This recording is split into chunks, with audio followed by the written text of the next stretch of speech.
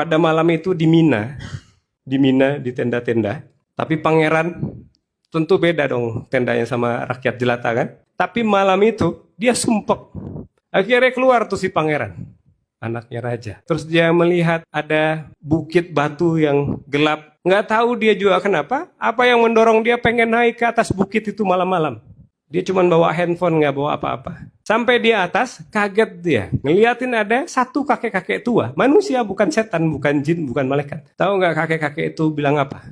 Dia bilang gini, kamu yang mau nganterin makanan malam saya hari ini, daging-daging kamu yang mau nganterin. Dia ngomong ke si pangeran tuh kayak gitu. Dia nggak tahu ini pangeran. Kata pangerannya, oh, emang kamu pesan makanan? Emang kamu ada pesan makanan online kah? Atau ada sesuatu, ada orang yang memang janji anterin makanan? Dia bilang enggak. Dia bilang, saya pesan ke Allah. Saya barusan berdoa, kata dia. Kalau dia bilang, ya Allah, saya lapar, saya pengen makan daging yang enak. Kata pangerannya, kayaknya ini yang bikin saya langkah ke sini. Telepon pelayannya, tolong antarin makanan daging-daging semua ke sini. Dikasih tahu tempatnya. Nggak lama datang. Datangnya banyak. Melebihi dari kebutuhan dia makan sendirian. Terus dia bilang gini, alhamdulillah, ini daging yang paling nikmat yang pernah saya makan, kata kakek itu. Kakek ini bilang lagi, sekarang saya butuh teh Yaman dengan daun mint, kata dia. Terus diangkat lagi tangannya, ya Allah, ini makanan yang enak banget. Tapi saya lagi pengen minum teh pakai daun mint, kata dia. Pangerannya lihat kiri kanan. Kalian bawa daun mint sama teh, katanya ke pegawai-pegawai tadi. Enggak, cuman makanan aja, nggak bawa minum. Terus habis itu penasaran pangeran nih, siapa nanti yang akan datang nganterin gitu kan. Ternyata nggak ada yang nganterin, mereka turun ke bawah. Bawa makanannya, kakeknya itu juga pengen turun. Pas nyampe di bawah, datang tuh kafilah dari Yaman, orang mau haji. Terus kemudian ditawarkan makanan yang tadi. Daging-daging tadi banyak kan, ditawarin, ini ada makanan tadi saya bawa kebanyakan, cuman buat si kakek ini. Kalian mau makan, silakan makan, kata dia. Nah, orang-orang ini yang tadi dikasih makan, bilang, wah Masya Allah, kita pas banget lagi butuh makan, lapar. Tapi saya cuman punya teh ini, kata dia. Teh ini coba diminum. Dia kasih 2 gelas, satu buat pangerannya, satu buat si kakek itu. Pas dituangin, si kakeknya bilang, daun mintnya mana? Kata dia, oh iya sebentar, ada daun mint. Jadi diambillah daun mintnya di tasnya. Ambil di beberapa daun, dipotong, dimasukin ke 2 gelas yang tadi si pangerannya sama si kakek tua. Lagi anget-anget minum. Dia minum daun mintnya.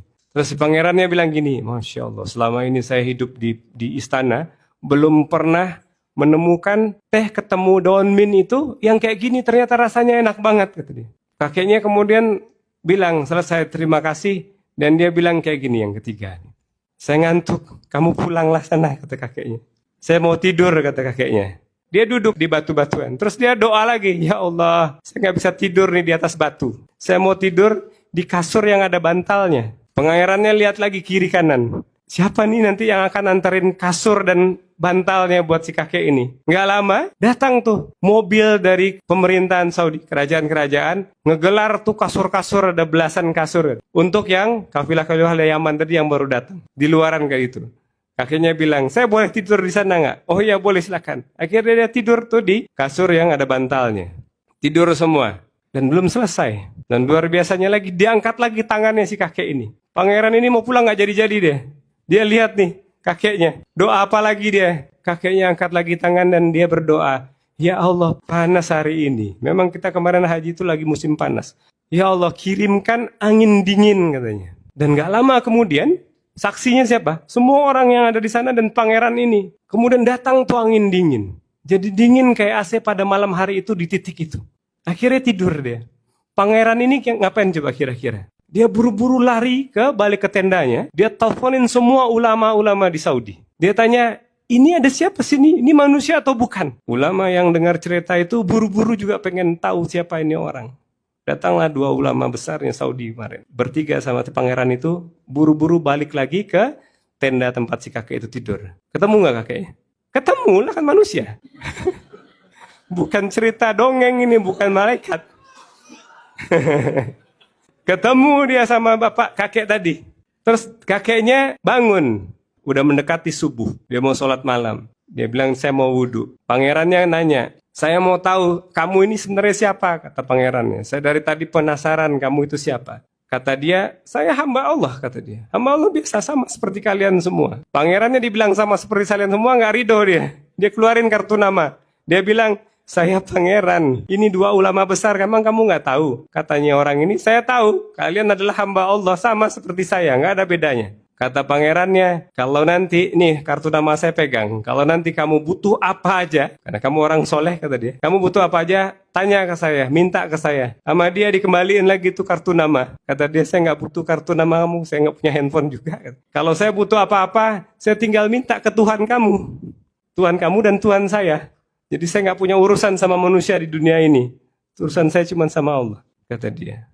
Selesai dikembaliin kartu namanya. Masih belum selesai ceritanya. Pangerannya penasaran, dia tanya lagi. Jadi kamu siapa? Dia bilang hamba Allah. Ya udahlah, kalau kamu nggak mau ngaku, doain aja saya. Dari tadi kamu doanya makbul. Kata dia, akhirnya didoain pangerannya. Tapi belum selesai doanya, dia bilang, saya mau buru-buru. Sebentar lagi mau subuh, saya mau ke masjid. Kata dia. Dan dari Mina ke Masjidil Haram itu nggak dekat. Harus naik mobil. Nggak bisa, kita waktu di Mina ya kita sholatnya di Mina. Nah dia pengen sholat di masjid. Dia bilang, ya Allah saya mau sholat ke Masjidil Haram, tolong kirimin mobil. Bayangin gak lama datang mobil, anterin dia. Kemudian selesai dia pergi, barulah percakapan antara pangeran dan si ulamanya ini terjadi. Pangerannya nanya kepada ulama, apa amalan orang itu? Kok dia bisa begitu? Katanya ulama ini bilang, mereka beda dengan kamu dan saya. Kita adalah orang-orang yang terkenal di dunia. Tapi dia, orang yang gak dikenal di dunia, tapi dikenal di langit. Pelajaran yang bisa diambil dari sana adalah, kita nggak perlu cari muka ke orang-orang. Kita nggak perlu CM-CM, kita nggak perlu khawatirkan orang tuh mau ngomong apa tentang kita. Kita nggak usah khawatir digibah, difitnah, dicaci, dimaki, atau mau cari muka, mau sogok sana-sini, mau cari pejabat-pejabat biar dukung kita, nggak perlu. Kenapa? Karena ada contohnya nih. Urusan kita sama Allah aja udah. Cari muka aja ke Allah, selesai urusan kita semua. Bahkan untuk sesuatu yang mustahil.